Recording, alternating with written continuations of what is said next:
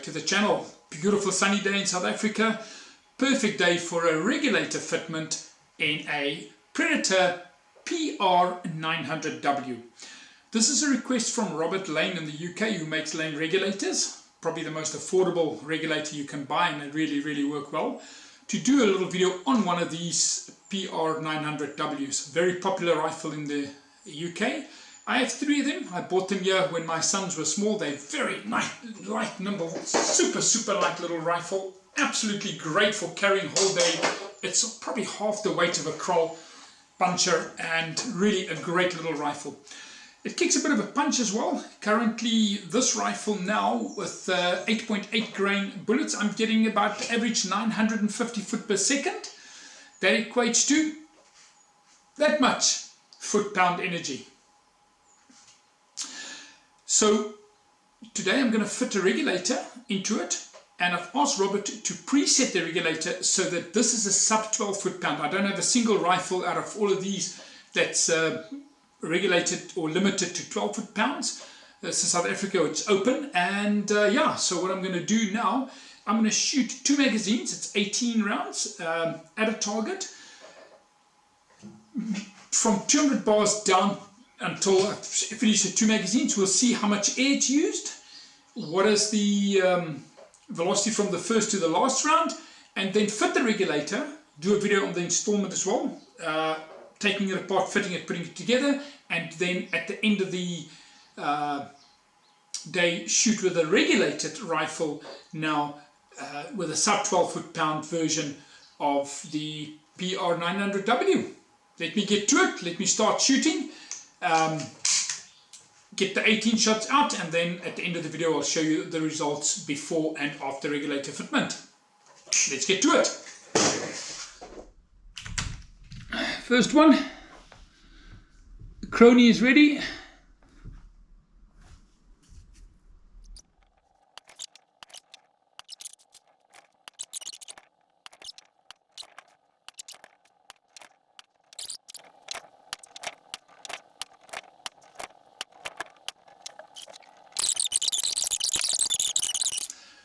Okay, now that we've completed the shooting, let's start by disassembling the rifle. Firstly, I'm going to purge, shoot dry, firing up to about 50 bar.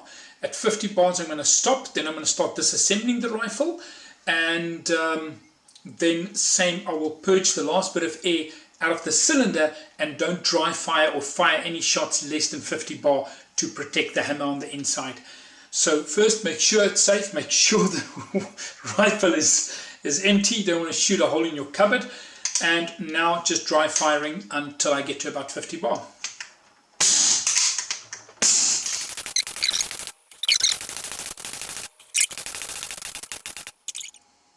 Okay, that's about 60 bars. I'm going to leave it at that. Step 1, start taking off the scope. I'll open the rifle up, and then we'll get to the inside of the rifle. Let's start with that. Okay, for my scope, just a normal removal. Scope is removed, get that out of the way. And now the first thing we want to do now is remove the pressure gauge. In order to remove the pressure gauge, which is a big problem, as I pointed out, these holes are not symmetrical. There, socket can't fit in, socket can fit in here. You're going to damage it. I've tried to do it, couldn't get it in there. Tried all the sockets I have about 6-7 socket sets. Not one socket could go in there to get it in. So I've reverted to brute force and ignorance, using a screwdriver, long nose pliers, wedged it in there, and while firmly gripping it, be careful not too hard, otherwise you might damage the lens. Put a bit of force in there and gently squeeze it. As it comes off, you will hear air purging from it, and slowly let the air purge bit by bit by bit. It was thankfully not too tight. So step 1, remove the pressure gauge, dump the rest of the pressure out of the system. Once it's loose, it can actually turns by hand, and put it out. Next, 1, 2, 3, they have to be removed, and it is a 3mm Allen key. We'll remove these screws, 1, 2, 3. So I'll quickly remove them. And this one here, a 4mm Allen key to remove the trigger guard. Remove them all throughout. Trigger guard just lifts up and the rifle can now be, the mechanism can be removed from the stock. Okay, next thing, because we also need to open up the transfer port, we're going to have to remove the bolt action. I'm going to start, again this is a 2mm to remove the suppressor, remove the grub screw, remove the suppressor, and then remove the barrel. This also a 2.5mm, and once loose it literally just slides off.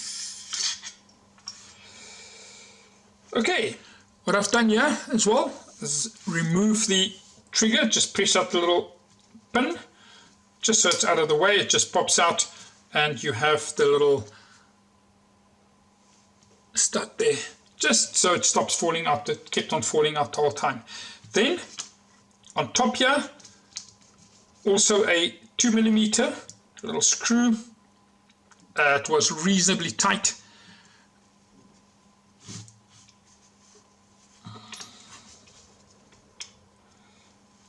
In order to get to that screw, make sure that you've cocked the rifle. Small little screw, take that screw out. And once the screw's been removed, remember the rifle is still cocked, so just hold a bit of tension on there, press to release, let it go forward. It reduces the tension on this hammer spring. Now you have to hold this little cap a little bit in if you want to remove the screw. You'll see now why and what it looks like. So this is the last one to come off, and then the whole barrel assembly will be loose. Tension on it, and once that comes off, you can now this just comes out, stays off. You still can't get the hammer off. Now as you separate the two, the hammer will come open. I'll show you that now, and it can move off. So just have a look here. This here is the transfer port, valve assembly inside here. You'll have a little brass bush. We're going to drill this out with to 3.5mm, and there are 2 O-rings in there. Very careful with them. Not very careful, but just careful, don't scratch. You can remove them.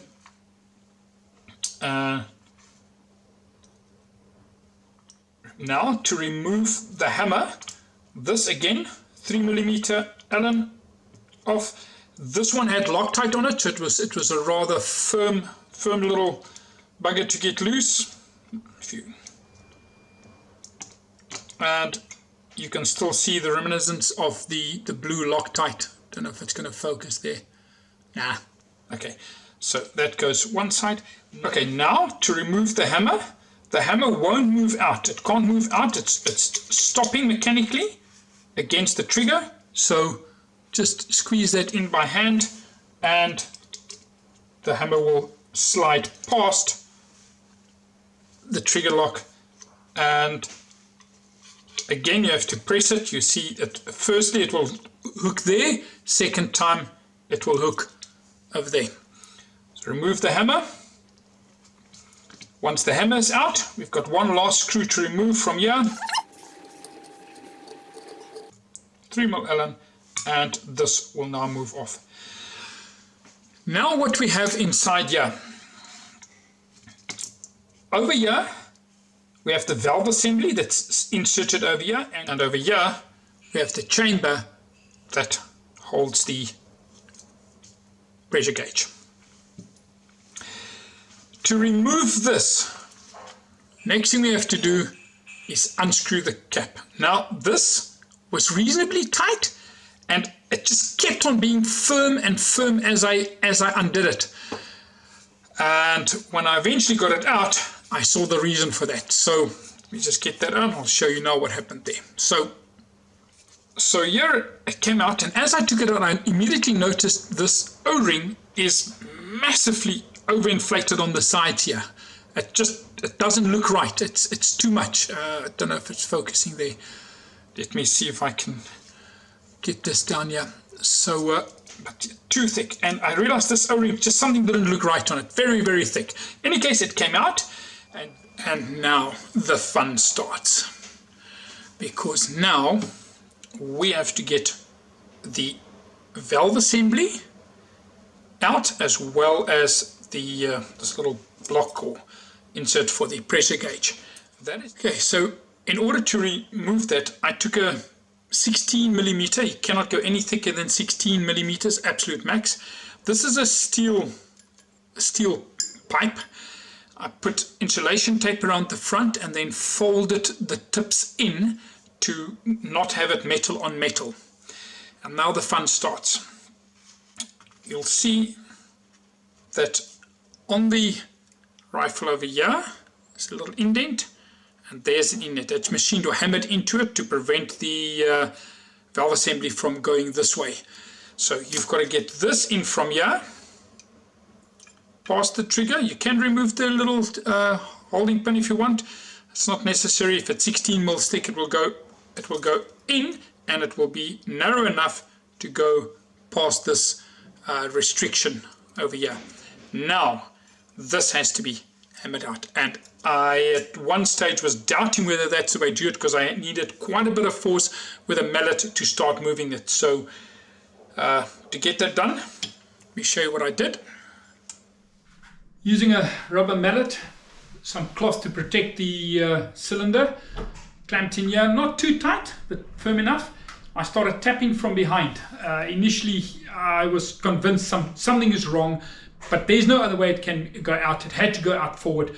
Tapping, and then slowly I could see these little screw inserts, threads starting to move forward, but it was extremely hard. I took quite a bit of hammering, a couple of dents in here, but tap, kept on tapping, and then I could see that it was moving, going through, and eventually by the time they got out here at the end, when these came out, I could see the reason why this was so bad, and I'll show you that shortly. Why these O-rings became so bloated, let's call it that, and oversized, I've got no idea. Compared to the replacement, this is from the manufacturer, it's not an aftermarket part, it's from the manufacturer, and you can see there's quite a large difference between that O-ring and that O-ring. So, and this is the reason why it was so difficult to push these two out of the chamber. In any case, let's get back to it. I managed to get it out, but just be warned, that was a bit of an issue. Something I wasn't looking forward to was pre-drilling or increasing the size of the transport hole from the valve assembly through this brass nut into the barrel. It's recommended to open that up to 3.5 millimeters. However, mine is already 3.5 millimeters, so I don't know whether the manufacturer already increased. Maybe on the later models they increased the size of the transfer port, but no need for me to draw that, so I'm very happy with that. So let's continue with putting the O-rings on and getting it back into the cylinder. So yeah, we were lucky, we don't have to draw the transfer port any bigger. However, very important, open up your valve assembly, and because of the reduced pressure, we need to put a little spacer supplied, recommended 2 to 4 millimeter spacer. It's a little white one supplied over here, that goes in there. So 3 millimeter spacer that goes in the valve assembly to increase the valve tension over there. So you want to make sure it's the right one. A firm one I'm looking for, that drops in there. Valve goes back, and this now gives me an increased tension on the valve, as previously there was 200 bars pressing from in here. Now there's going to be only 80, in my case 80 or 85 bar of pressure on there, so we have to insert that little plastic. Don't forget about that. It's all indicated on your brochure from Robert Lane. And once that is all done, we will now fit this into the chamber, or correction, into the cylinder. There are now two options to put this back. You can either reinstall it without the pressure gauge, or you can keep the pressure gauge in and use this little white little bush that is supplied. So what is important, and only the Mark 10 regulators, the latest Mark 10 regulator, the one with the O-ring insert over here, this Mark 10 regulator will be able to, you can use this with the pressure gauge or without the pressure gauge. It's your choice. In my case, I'm not going to use the pressure gauge. I've got quite a nice idea. I'll show you later. So I still insert the plastic right here, so that these two O-rings are either side of the breathing hole. If you don't do that, you forget to put that in, the O-ring, this O-ring will be over there. It won't seal and the rifle won't work. So still the plastic insert goes in there, and it also acts as a bit of a plenum, so it increases the volume on the regulated side. So we've got a little bit more air, kind of like a power plenum idea. In the sub 12 foot-pound with a 117, a plenum is not needed. Now this is going to go back in this way, and yeah, so if ever you want to keep your regulator, then please note the following. Do this and have it in this configuration with this. But what is extremely important is that you must make sure that the spacing from here, that these are aligned, this is aligned, and this one is aligned. Once the regulator, correction, once this grommet in. Now you can see, and it says in the instruction manual that this might have, you need to trim this. So if you look at it now, you could actually see that that's aligned, and this is not aligned. They're not center. Now it's center over the insert, but not center over the hole. So if you're going to retain your pressure gauge, you need to make sure that once your valve assembly is fully back, the plastic insert in, that these two holes align perfectly. I measured it. I would have to take off 1.2 millimeters of my ring. I'm not going to do that. I've got another idea which I'm going to do with the with where the pressure gauge was. And remember, all the pressure gauge can show you is the pressure in the regulated section. So you'll never know how much pressure is this side of it. You'll only know the preset, in my case 85 bars, all you will know. So it doesn't really tell you much. What I am going to do before putting in these, I'm just going to push a cleaning rod through here, make sure that the whole cylinder on the inside is all clean. Let's see if we can see anything in there. Probably not going to be able to see, nah. But just make sure that this, see if it's clean. I'm just going to be pushing a pushing rod through here to make sure it's all clean. And a perfect match for this is my 12 gauge shotguns brush. So literally just going to push that through. That's the last one. Bit of compressed air.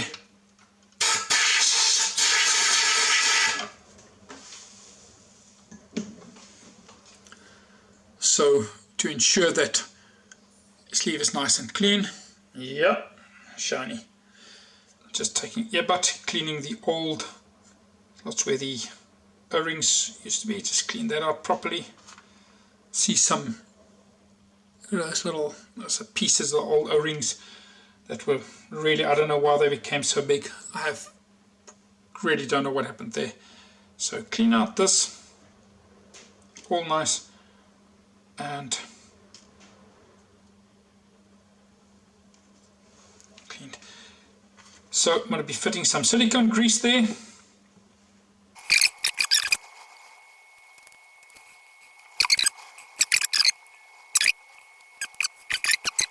Now I will make sure that I put a liberal amount of grease on these threads here, and also between these two, put a liberal amount of grease, so that when I slide this in, that I know there's enough lubrication as it is sliding down the tube.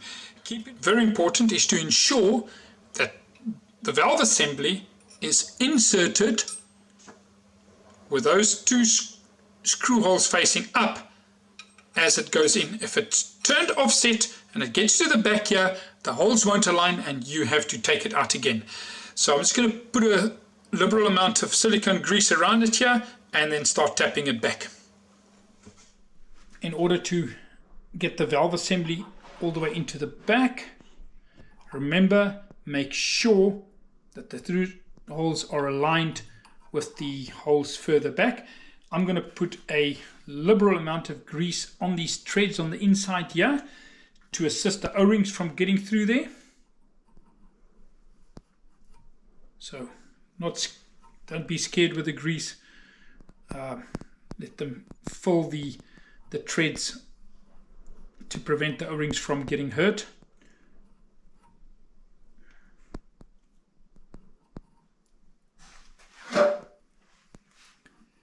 And also I will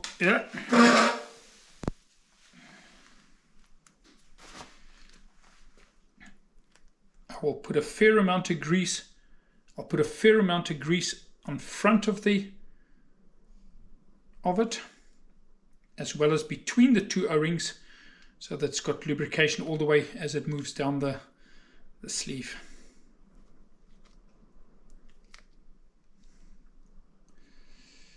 Silicone grease can't do any damage. It's just good for the gun, good for the O-rings, so don't be shy.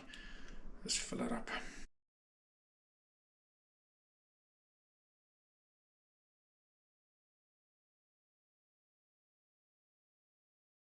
And with all that grease, it's just sliding over those gently.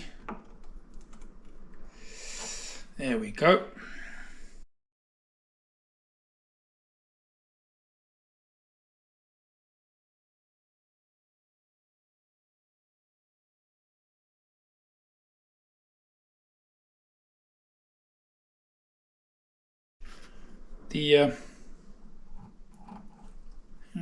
Move through.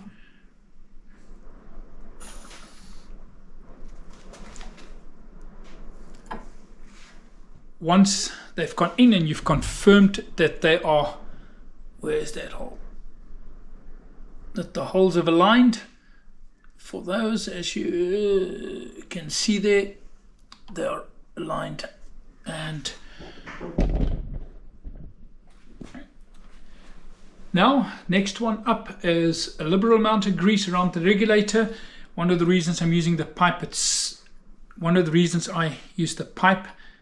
over the regulator, stops over there, and I can then gently push it down without any damage to the regulator. Be careful not to damage the O-rings.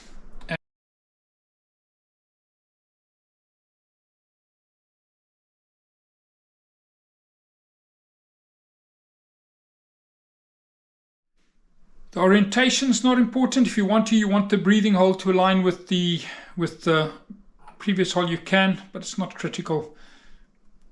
Gently in, not to hurt these O-rings.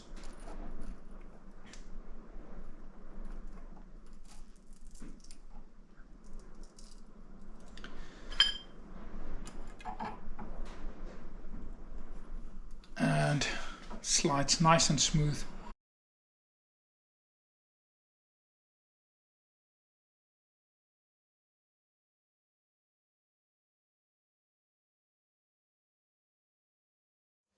valve assembly, spacer, regulator. Holes aligned. The little breathing hole is over there. It will breathe itself out there. If there's any pressure, it will come out, so not a problem. And now remaining is to replace the O-ring, the end cap, and just put that back in here, and then the process is completed. So let me quickly remove the old O-ring, fit a new one, clean this, and put that back in quickly.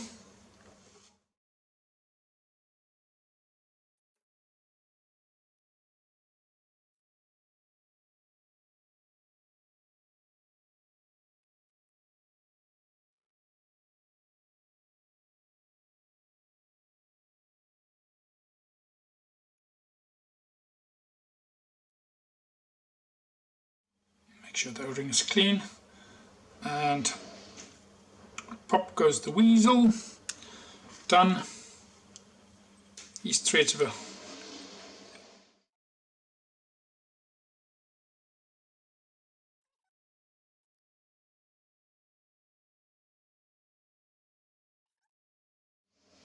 this does not have to be over tight.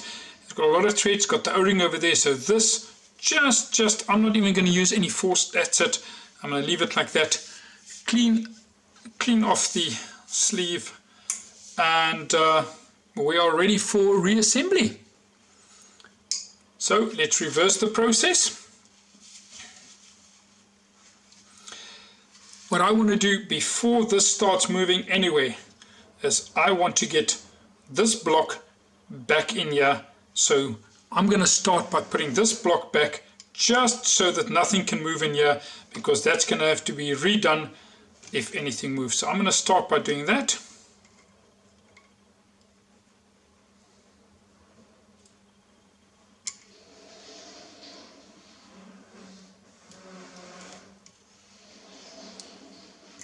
Nice and firm.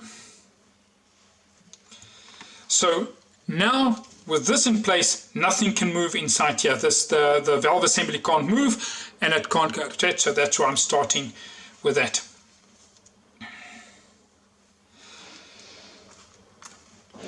Next up, I take the little hammer, hang on. I take the hammer, I use carb or clutch and brake cleaner, carb cleaner, or contact cleaner, and that is just to get rid of any possible grease on these threads, because I want to use a bit of Loctite when I put the little cocking bolt, the little bolt which the cocking lever hooks onto. Now that is clean, there's definitely no more grease in there. Okay, so now with this hole being cleaned, I will deliberately put grease all around it without getting any into the hole,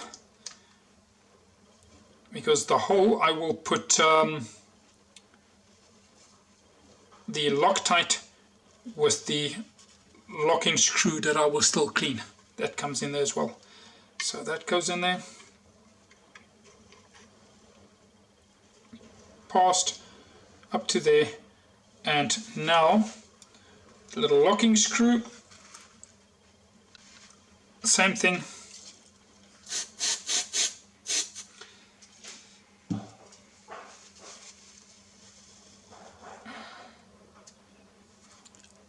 And just a tiny drop. It's medium duty.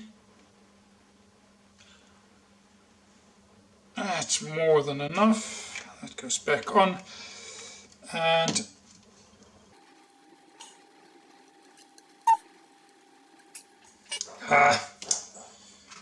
sorry, 3mm Allen key. Tighten that in position. Don't have to over torque it, but it needs to be firm.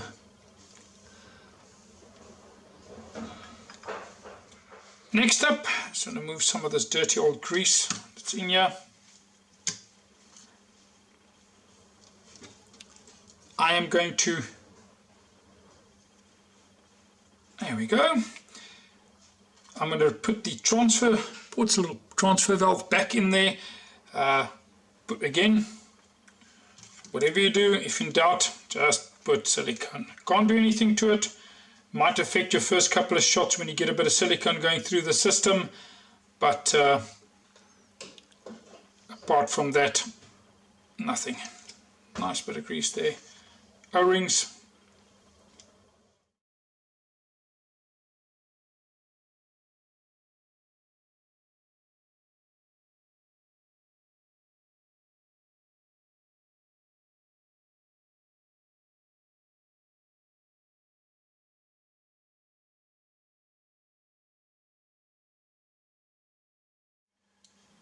There we go.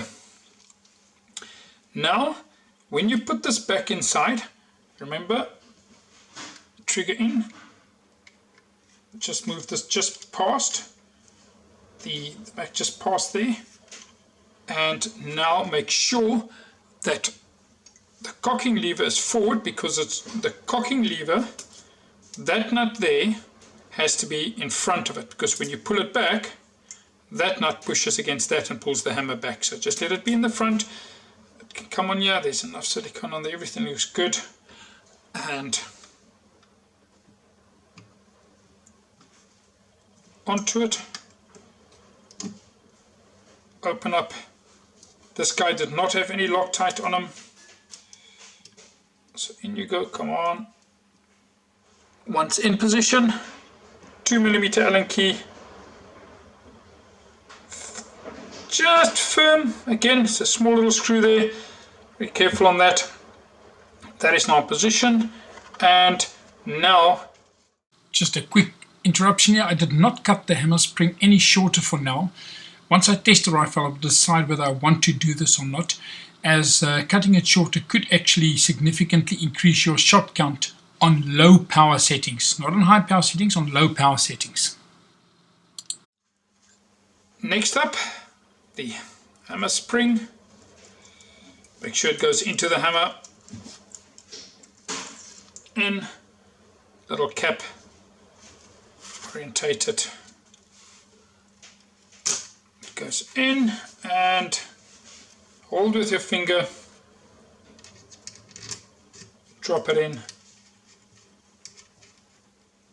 She's in, nice and firm.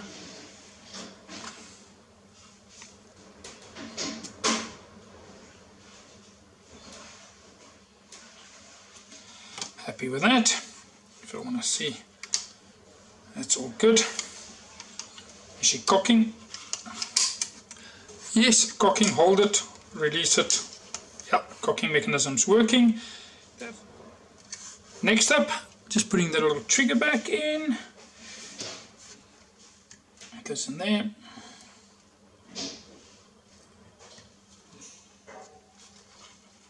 Pin is in position.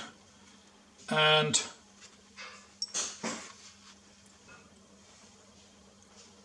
slide that over.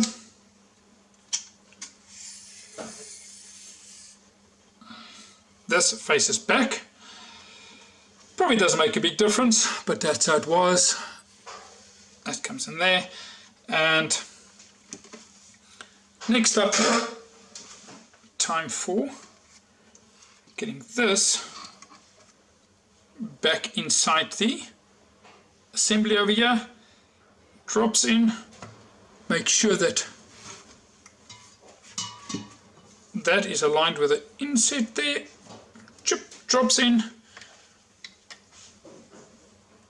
And last 3 screws. Trigger guard.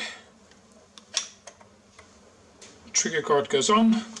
The larger one, only one with a only 4mm Allen key there is. Drop in.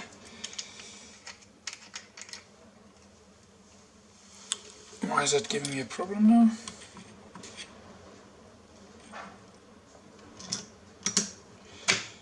In position, in.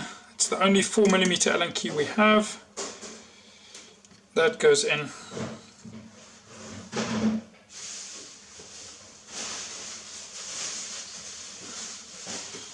Again, no need for over tight, just firm. There are 2 bolts remaining. A long one, it's the rear, shorter one is the front. Don't get them confused. So short goes in the front, whoops. Short goes into the front, long goes into the rear. And again, a 2.5 Allen.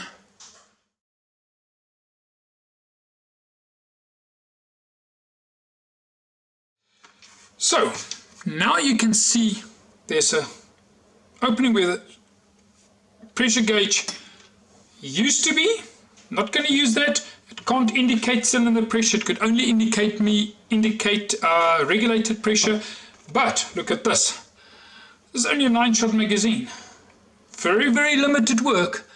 I'm going to cut a little V in there, make a little cover on a 3D printer, and have an extra magazine bag in here. So I will put a little video of that on later. For now, the rifle is assembled, and now we will fill it and see if it worked. Let's go for gold. Okay, the moment of truth has arisen. We've got a severe cold front moving in, so getting a bit cold. Everything is back together. Last two things switch over a bit. Tightened the little scope mount front, or the rear sight mount. Just tightened that one Allen key and fitted the suppressor back on the front. And the recommendation is to fill the rifle the first time you fill it. Don't use a hand pump, it's going to be too slow. And also don't, if you can, a small compressor is probably a bit too slow. So try and use a cylinder. Give it not a slam open, but a nice firm positive push of air to get the air to push and seal everything and push it on so that it seals properly. Probably not a crisis as it is now with the not using the pressure gauge, but if you're going to use the pressure gauge, then the regulator would have had to seat onto this area here, and if it's not positively pushed onto it, it will leak. So probably not a crisis without the gauge, but still recommended to use a bit of air. So let's just put this in here and hope there are no loud noises and bangs and squeaks. So in goes the air valve in there, and just nice and slowly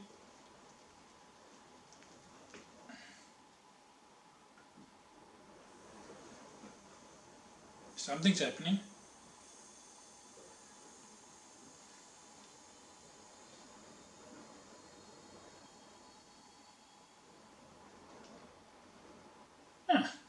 Took 200 bars.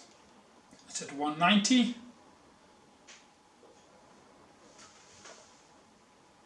Definitely no leaks by the sound of it. Sounds great. Purge. Remove. And remember now, the regulator will need quite a couple of shots to seat itself. And I would reckon probably at least another 50 or so shots blinking in the backyard before you take it hunting, because of all the excessive amount of silicone grease I've put on it. So if you had the pressure gauge, if the pressure gauge was installed now, well, you can see mine's just a big opening. If you had the pressure gauge installed now, the only thing you would have seen is, you would not have seen the 190 bar pressure I saw from the cylinder. You would see the 80 or 85, whatever the regulator said for pressure on this side. Okay, in any case, I'm going to do a couple of dry fires, safe direction.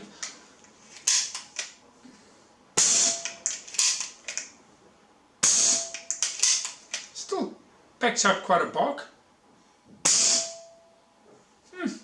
Still loud.